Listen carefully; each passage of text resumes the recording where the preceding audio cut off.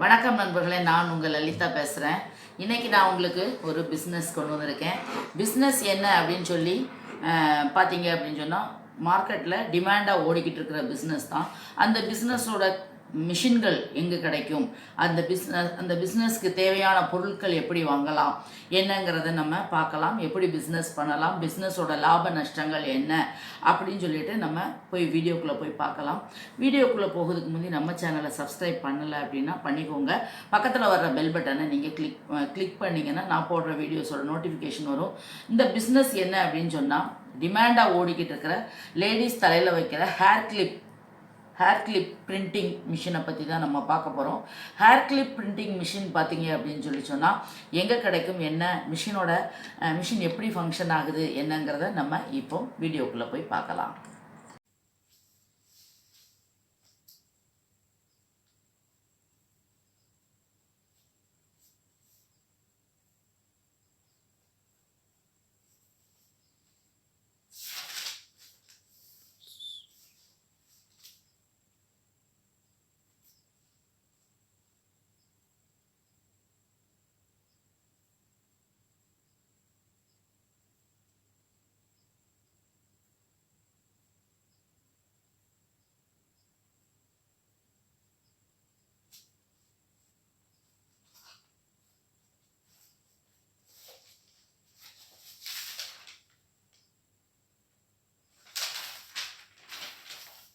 Video பார்த்துருப்பீங்கன்னு நினைக்கிறேன். அதாவது இது என்னன்னு கேட்டிங்கன்னா, பேட் பிரிண்டிங் மிஷின் அப்படின்னு சொல்லிட்டு பேட் பிரிண்டிங் மிஷின் அப்படின்னு நிறையா பிரிண்டர், அதாவது கிளிப்பு மட்டும்தான் இல்லை, இன்னும் நிறையா கண்டுபிடிச்சிருக்காங்க. நிறைய இதில் அந்த பிரிண்ட்டு வைக்கிறதுக்குரிய மிஷின்கள் நிறையா வந்திருக்கு.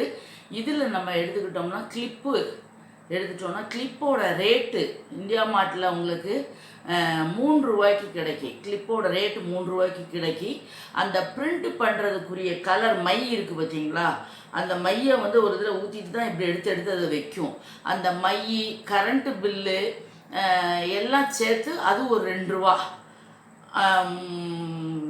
மொத்தம் 5 ரூபா ஆகுது.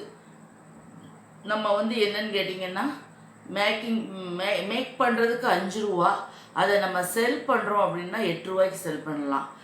8 ரூபாய்க்கு பண்ணுறோம் அப்படின்னு சொன்னால் 3 ரூபா லாபம் கிடைக்கி.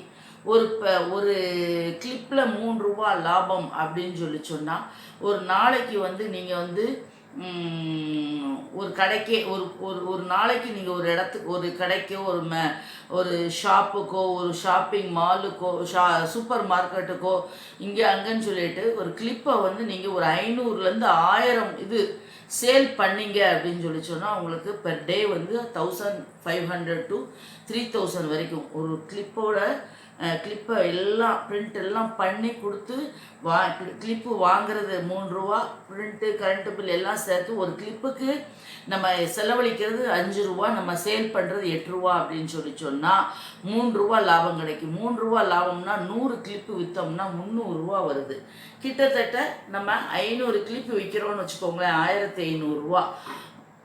1000 கிளிப்பு விற்கிறோம்னா 3000 ரூபா. நீங்கள் நல்லா யோசிச்சு பாருங்கள். அதுக்கு பிரமாண்டமாக பேசுறதுக்கு இல்லை, 1000 கிளிப்பு 500 கிளிப்புன்னு இல்லை, நம்மளால் இயன்றதை நம்ம செஞ்சுக்கிட்டே வந்தோம்னு வச்சுக்கோங்களேன், நமக்கு இதில் நல்ல லாபம் கிடைக்கும். அதாவது நம்ம ரெகுலராக ஒரு தொழிலை ரெகுலராக நம்ம செஞ்சுட்டு வந்தோம்னா ரொம்ப நல்லது. நம்ம இந்த இடத்துல இந்த இது கிடைக்கும் அப்படிங்கிறது தெரிஞ்சுட்டுனா எல்லாருமே உங்களை காண்டாக்ட் பண்ணி வாங்குவாங்க. இன்னொன்று, இந்த மிஷினோட ரேட்டு 14,000 ரூபாய்க்கும் இருக்குது, 16க்கு இருக்குது, 25,000 ரூபா வரைக்கும் இருக்குது. உங்களுக்கு எந்த மிஷின் வேணும் அப்படிங்கிறத நீங்கள் பார்த்து வாங்கிக்கலாம்.